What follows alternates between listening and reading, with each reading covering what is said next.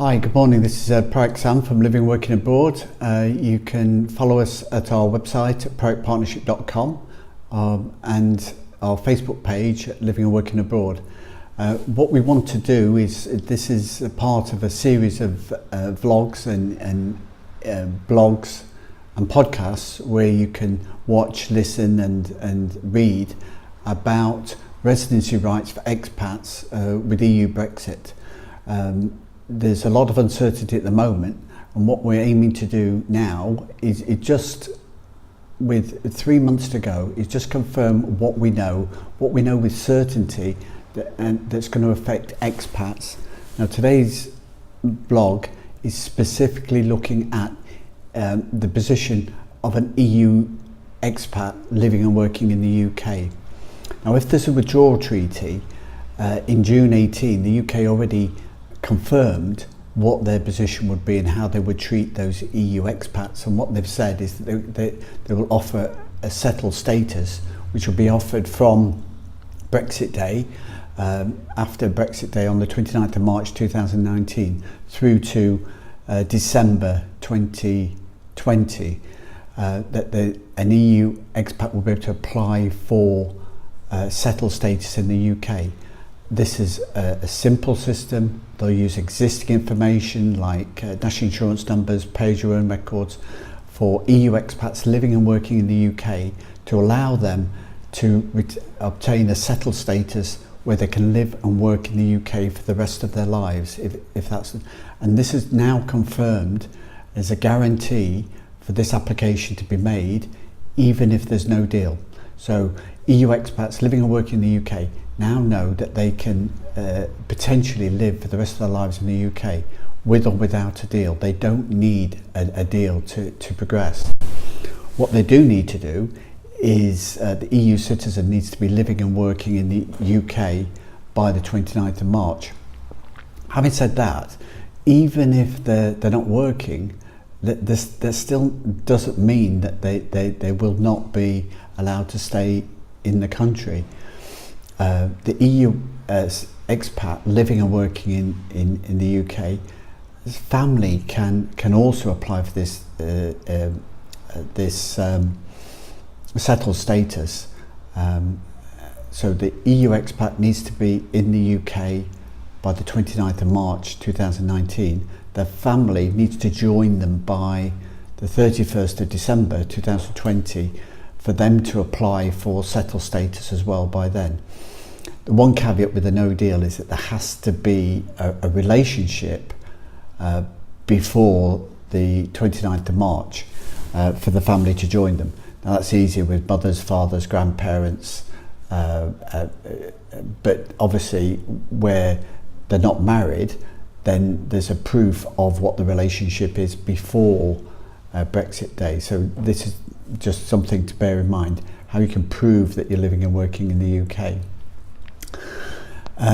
The Irish border issue is something that's creating a lot of confusion and uncertainty, and as some would argue, is the excuse, the reason that the EU is using to cause all the confusion and delay in getting a smooth Brexit. But there actually exists already a common travel agreement between Ireland and the UK, which has got history well before the EU. Those rights of Irish and UK citizens to travel between Ireland and the UK, living and working, are unaffected by Brexit and unaffected by any new UK immigration rules. And if I was playing the devil's advocate, I would argue that maybe what the EU could do is they could accept an offer from the UK to extend this Ireland-UK common travel area across the whole of the EU, and the UK could concede to allow them to do that. But that's playing the devil's advocate a bit. So the settled status is available from the 29th of March next year. The EU expat has to make the application though by the 31st of December 2020. So there's only this 19-month, 21-month window for this application for settled status to be made. If there's a withdrawal treaty, there's a 6-month grace period in that. So if the application is not in by the end of December 2020, the EU expat could still make an application for 6 months after that. That won't exist with no deal. If there's no deal, the settled status application has to be made from Brexit Day, 29th of March, through to December 2020. So that's an important big difference there. The family joining the EU expat must be in the UK, making that settled status application by the 31st of March 2020. Now, once you've got the settled status, again, the UK are emphasising that they're very happy for EU expats to stay living and working in the UK. So let's have a look at some different scenarios. If you are travelling afterwards, if you want to relocate for work or go back home, that you can still retain this settled status for the rest of your life, living up to 5 years outside the UK. So you can't live forever away from the UK. It will be broken. But if you've got settled status and you live and work abroad for 1, 2, 3, 4, 5 years, you'd still return to the UK under that settled status programme. From the 1st of January 2021, there will be new immigration rules, new UK immigration rules, and after that date, any EU citizen without a withdrawal treaty will have to use those new UK immigration rules, which will be the same rules that will be applied to anybody from around the world. So the family and the EU citizen have until the end of December 2020 to apply for settled status, but they must already be in the UK by Brexit date if there's a no deal. So we're talking about no deal here, and the deadline's just brought forward.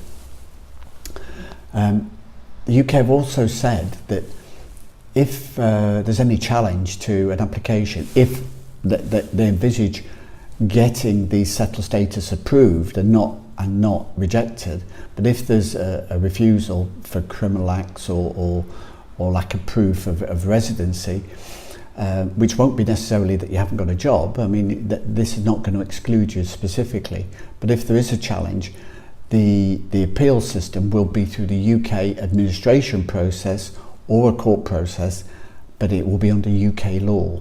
The European Court of Justice will no longer have jurisdiction in this matter, so that's something that's very clear.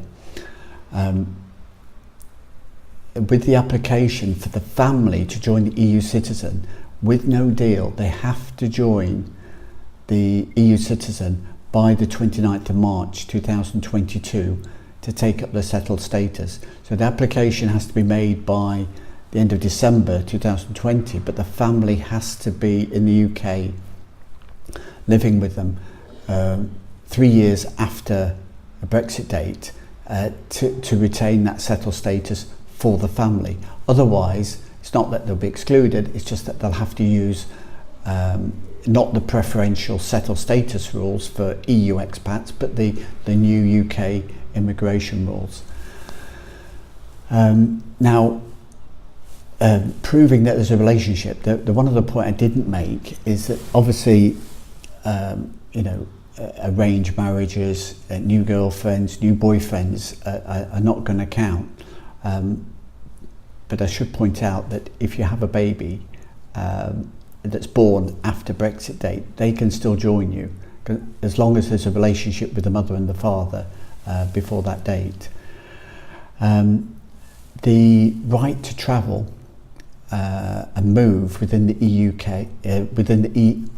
from the UK around the world, this will be retained by the EU expats. So once the EU expat has got settled status, they can still move around and leave and come and go from the UK as if they were in the EU. So this won't change. Even if there's no deal, they'll still be able to carry on with this situation where they'll be able to come and go using their EU passport or their EU ID, until they get their settled certificate, settled status visa for coming and going.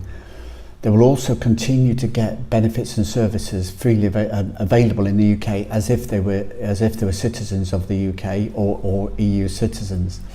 There's also a criteria that it's a category of people working within the EU called frontier workers. Frontier workers may live and work in the UK, may work in the UK, but actually be resident or based, or the family base is overseas. And those families might have no intention of joining them in the UK, even though their work would carry on.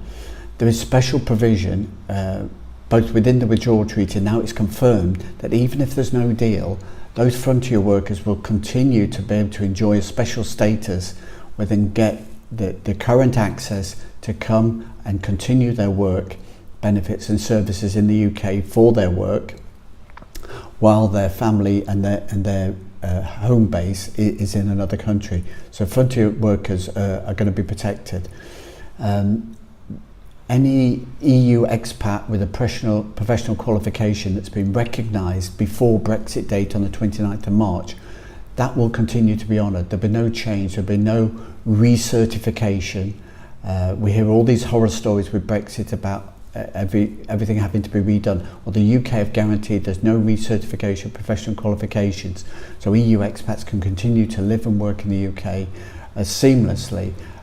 What they do have to do is make an online application, £65 fee for a settled status, available from after Brexit date on the 29th of March. Make the application before the end of December 2020, so that the family can join them as long as they're registered by December 20 and they join them within 3 years of Brexit Day. So that is a lot of guarantees from the UK government, a lot of certainty for EU expats living and working in the UK, and a clear demonstration that the UK embraces and welcomes the people that are living and working abroad in the UK.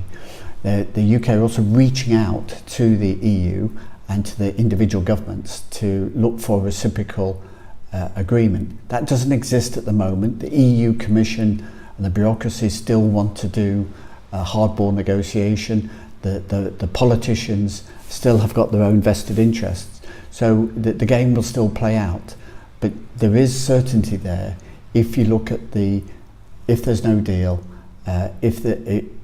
how we treat people from third-party countries. So this has been very much looking at it from the perspective of EU expats living and working in the UK, and next time we'll look at how UK expats living and working abroad are affected at the moment and what we know with certainty. So join us then.